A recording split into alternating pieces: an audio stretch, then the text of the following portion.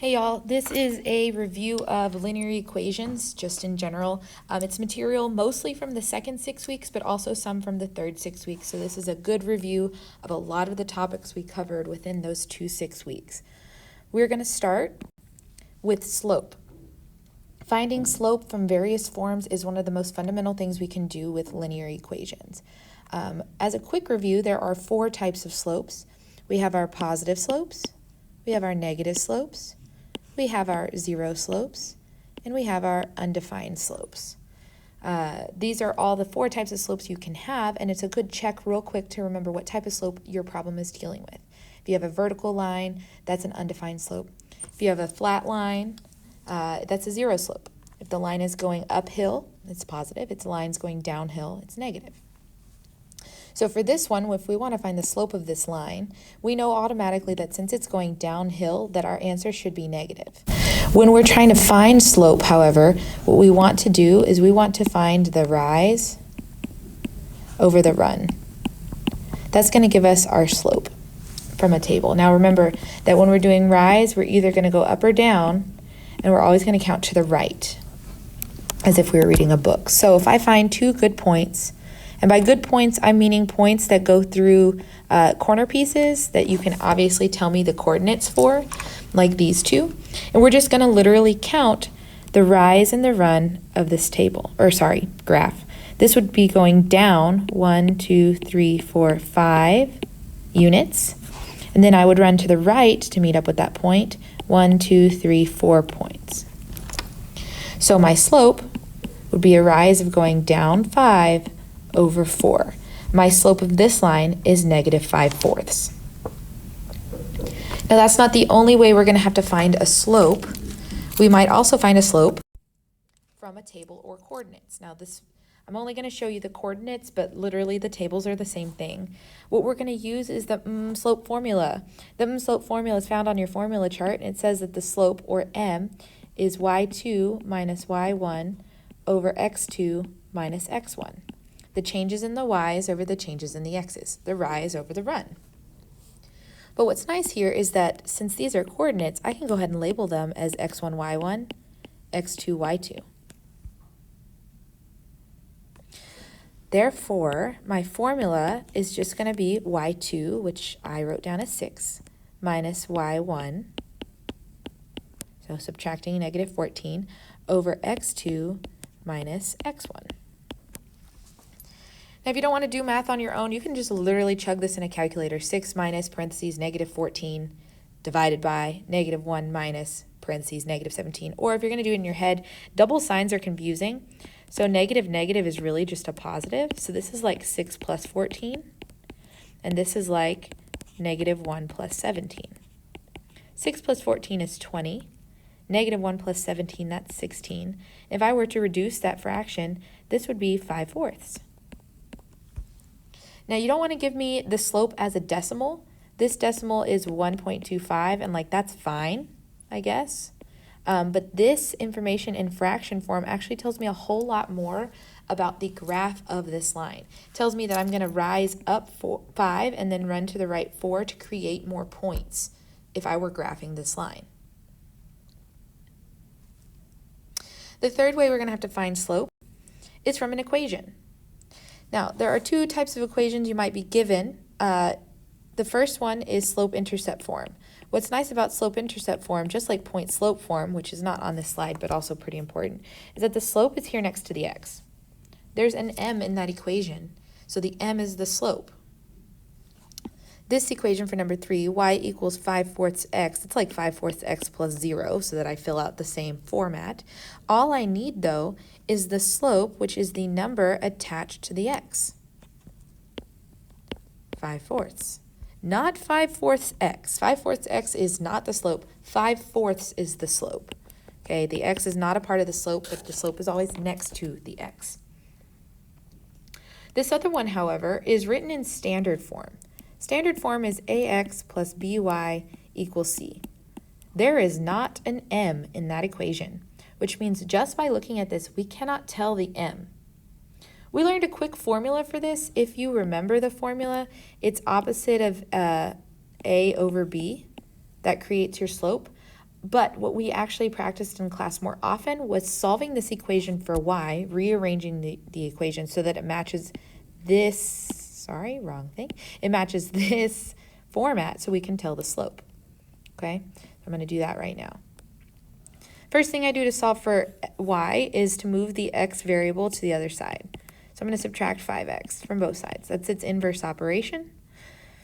We'd have negative 5x plus 12. Can't combine those things together, so I just write them both down, and I put the 5x first because that's my habit. You could put the 12 minus 5x if you'd like. Now, when you bring this down, the y term, you have to be sure you use the correct signage. This is one of the biggest problems I see, is that people will drop that negative right there. That's a negative 4y. We have to make sure we keep the negative 4. If we divide by negative 4 everywhere so that we continue to isolate the y, or get the y by itself, our equation would now read y equals negative 5 divided by negative 4, it's 5/4. And then 12 divided by negative 4, that's a negative 3. So again, our slope here is 5/4. So you may have to do a little bit of work to find the slope, but it's really just solve for y, get it into the format that we like using, which is slope-intercept form, and go from there. The slope is always next to the x. Now, second topic we're going to go over is parallel and perpendicular lines. Parallel and perpendicular lines are a special type of lines. They have special properties. If two lines are parallel, you'll probably remember that they go like the same direction. If this were a system, we would say that it has no solution because they never cross. That's what it means to be parallel. Now, more specifically, if we're trying to find the slope of a line that's parallel to this line, number 5, we need to know what that slope is. Because since it goes the same direction, their slopes is the same. They have the same slope. So we just need to know the slope of this line. I can't tell the slope from this format, because remember, this is standard form. ax plus by equals c. I like finding slope from slope-intercept form, so I'm going to rearrange this equation so that it says y equals, and it's in slope-intercept form. I quickly toss the 6x to the other side. It becomes negative. That's its inverse operation. And I can't combine negative 1 and negative 6x because they are not like terms, so I just write them both down. And then I'm going to bring the entire y term down. The coefficient of the y right now is a positive 1. It's okay to have a positive 1 coefficient because if I were to divide that away, none of this would change. This would be y equal to negative 6x minus 1 still. So this is the slope-intercept form for that line. Now, to answer the actual question here, it says find the slope that's parallel. Well, since these should have the same slope, the parallel slope is the same as negative 6. Because I want to use the same slope. Parallel is same slope. On the other hand, it's opposite. Perpendicular is not the same slope. A lot of people in the last week or two have asked me, I know perpendicular lines cross, and I tell them it crosses in a very particular way. Perpendicular lines meet at right angles. Oh, that is not a straight line. Try again, Miss Quigley. Better. They meet at right angles, so 90-degree angles. Now you can visually see that. If we had protractors, we could measure it, but we're in algebra class and we need to find it algebraically. If you remember that perpendicular lines have what are called opposite reciprocal slopes. Opposite reciprocal slopes. Those words opposite reciprocal is a fancy way to say change the sign and flip the fraction. So for example, if I had the slope of 5/4, the opposite reciprocal slope would be negative 4/5. I flipped over the fraction and I changed the sign. If I was given the slope negative 2, its opposite reciprocal would be 1/2, positive. Flip the fraction, change the sign. So if we want the slope of a line that's perpendicular to number 6, we need to find the slope and then flip and switch it. This one is already solved for y, so I already know what my slope of this line is. The slope of this line is 8, which means that the slope of a line that's perpendicular to that, I need to flip that fraction, and I need to change the sign, -1/8. That would be the slope I would use if I was trying to have perpendicular lines. They would meet visually at right angles if I were to graph both the lines that had these opposite reciprocal slopes. Flip the fraction, change the sign. We also need to be able to graph lines. Now, when we graph lines, we graph them from all of the forms, including standard form. We did learn how to do this, but we've been practicing more so just taking a standard form equation, solving it for y so that it's in slope-intercept form, and then graphing it using the slope and the y-intercept. So we're not actually going to use this form of the equation. We're going to rearrange it. We want to rearrange it because we want things in y equals mx plus b form. This is the easiest one to graph in my humble opinion, because we have a slope that tells us how to move across the graph to create more points with a rise and a run. And we have a y-intercept, which tells us where to begin by plotting a point on the y-axis. Now, it's real easy to solve for y. We've done this many, many times. We're going to do 2x plus 5y equal to -5. The first thing I want to do is move the 2x to the other side. Now, doing that using inverse operations, we'll subtract to both sides. This is 5y, making sure I bring down the correct coefficient, a +5, check, minus 2x minus 5. I'm going to divide everything by 5 so that that y is all the way by itself with just a coefficient of 1. And then I would divide each of these fractions. This is -2/5 x minus 1. Now I know how to move with a rise and a run, and I know where to begin. On my y-axis, I plot a point at -1. Boom, done. That's how I begin. And then to create more points, I'm going to use that slope to do the rise and the run to find another coordinate before I play connect the dots. I'm going to go down 2 to the right 5. 1, 2, 1, 2, 3, 4, 5. If I feel like I need more points, more coordinates to be able to put my ruler down and draw a straight line through it, I do. Otherwise, I go ahead and draw my straight line from one side of the graph to the other, all the way across, playing connect the dots. And that is the line represented by 2x plus 5y equal to -5. We solved it for y, then graphed it using the slope and the y-intercept. Now, since we're talking about lines, we can go ahead and extend this idea to systems of equations. Now remember, systems, anytime we're dealing with a system of equations or inequalities, we also learned about, we're going to have 2 or more equations happening at the same time. This allows us to find a solution to them, which we solved in 3 ways. We found solutions to systems by graphing, substitution, and elimination. You can choose whichever one you like.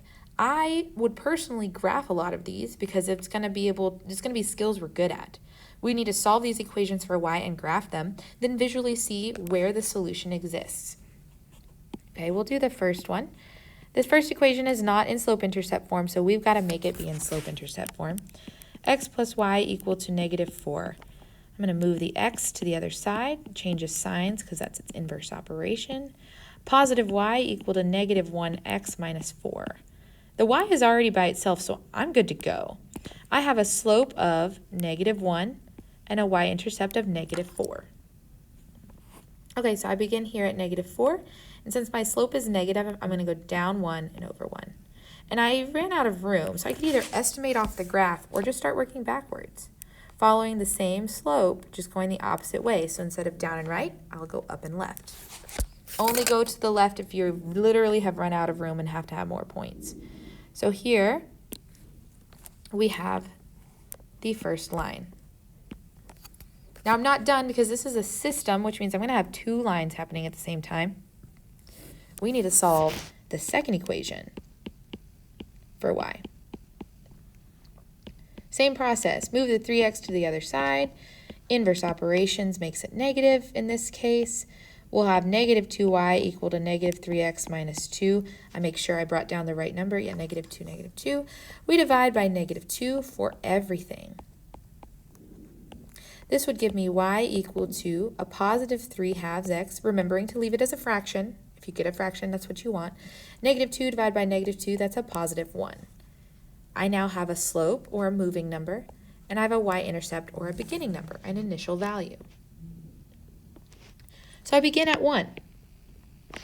And this time, instead of going down, since I have a positive number as my slope, it should be going uphill. I'm going to go up 3 and over 2 until I feel confident that I can draw a straight line with my ruler between these points, or use Desmos to graph it once it's in slope-intercept form. And I would notice that these two lines do cross. They cross right here, and that is where the solution to a system is. Remember, we're trying to solve it. This right here, the coordinate negative 2, negative 2, is where those two lines intersect. Those are the coordinates x comma y that would make both of the equations true. If I had solved this by substitution or elimination, I should have found the same coordinate as the solution to this system.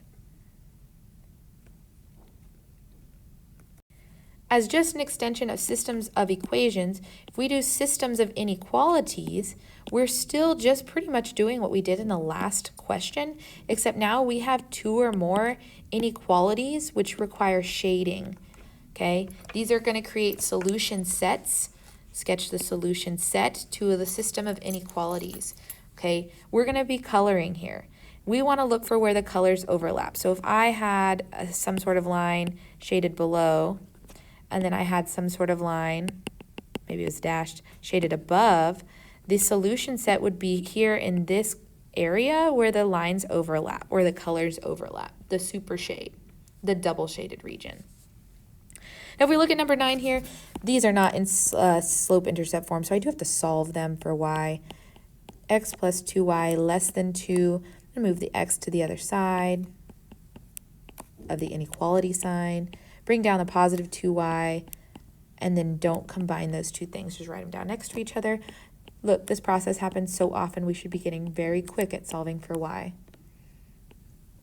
Y less than negative 1/2 x plus 1. I have a slope. I have a y-intercept. I also have a symbol that's less than. Remember that if the symbol does not have a line underneath it, it's going to be dashed. And since this is the left hand, it's less than, we're going to shade in below, dashed and below. We'll go ahead and do that right now. So we start at 1, and we have a slope of negative 1/2, which means I'm going to go down 1 over 2, down 1 over 2, until I can confidently draw a straight line that's dashed in between all of these points. There's my dashed line. Bonus, dashed lines, do they count? No, solutions, coordinates that are on a dashed line are not solutions.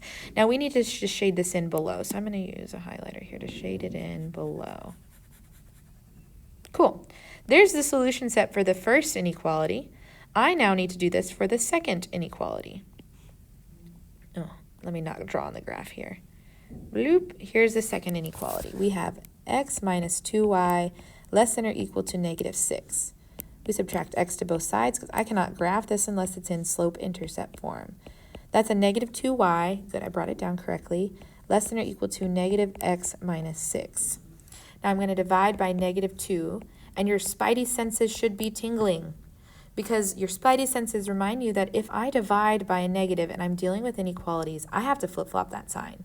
So now instead of less than, it's going to be greater than or equal to. Negative 1 divided by negative 2, that's 1/2 x. Negative 6 divided by negative 2, that's a positive 3. I have a slope. I have a y-intercept. I made sure I flipped that sign, remember, because I divided by a negative number. I start at 3. And then to find more points, I'm going to go up 1 and over 2 until I feel confident that I can draw a straight line. Oh, I did not talk about what kind of line this is. This has a line underneath it, the symbol down here. You see this? Yeah. That means this is going to be solid, and since it's greater than, that looks like my right hand, I'm going to shade that in above. So I can draw my solid line through these points now. Maybe solid line. And I'm going to shade it in above, which means I'm going to shade this way. Now, if I were asked for the solution set or for points that are in my solution set, I would need to find coordinates that are here in the super shade or double shaded region. This would be okay, this would be okay, literally anything over here would be okay. How about this one? Would that one be okay? Is that a solution? Yes, because it's on a dashed line. Would this be a solution? No, it's on a dash. Wow, I think I said that backwards just now. This one's okay because it's on a solid line. This would not be okay because it's on a dashed line. So solution, not a solution. Okay, we're just looking for things in that super shaded region. If you need to review your inequality signs, left hand is less thans, right hand is greater thans. The dashed have no line underneath it. The solids have lines underneath it. The last topic we're going to go over in this video is writing equations. You're going to be asked to write equations given many various informations, including maybe that the lines are parallel or perpendicular, or you're given a table, or you're given a word problem. But we're going to write, as an example here, the slope-intercept form. Well, that's important to know. We got to make it in slope-intercept form. That's y equals mx plus b. Of the equation of the line that goes through these 2 points. So the only information I'm given is 2 points. Here's what I know from 2 points, though. I know that that's an x1 and y1 and an x2, y2, which means I can find a slope. Because if I have a slope, I have a lot of information about this line. So I'm just going to go ahead and do that. That slope formula is y2 minus y1 over x2 minus x1. But double negative is gross, so I'm just going to make that a positive. So 3 minus 5, that's a negative 2. 0 plus 2, that's 2, which means my slope is a negative 1. Cool. So here's what I now have. I now have some points, and I have a slope. It's a really good thing that we have a formula that is called point slope. The point slope formula is y minus y1 equal to m x minus x1. This is straight off the formula chart, and it's literally called point slope. So if you have a point and a slope, you probably want to use it. Filling this in, it's already labeled for you. This is going to be y minus y1, which was 5, equal to m. I labeled that as negative 1, x minus x1. But I have that double negative thing going on, which is annoying, so double negative means positive. If it had just asked me to write this in point slope form, I'd be done, but it didn't. It did ask me to write it in slope-intercept form, which means I need it in y equals mx plus b. So if we want to get that y by itself and get the parentheses to disappear, let's do one thing at a time. How about we take care of the parentheses first? We've got a number in front of parentheses, which means I'm going to distribute. Distribution is multiplication. Negative 1 times x is negative 1x. Negative 1 times 2 is a negative 2. Now to finish getting that y by itself, I just have to do the inverse of negative 5. So that I move that negative 5 to the other side. I'm going to combine it with its like term though. Not the x, because that's not like terms, but these are good old-fashioned numbers or constants, so we can go ahead and use those.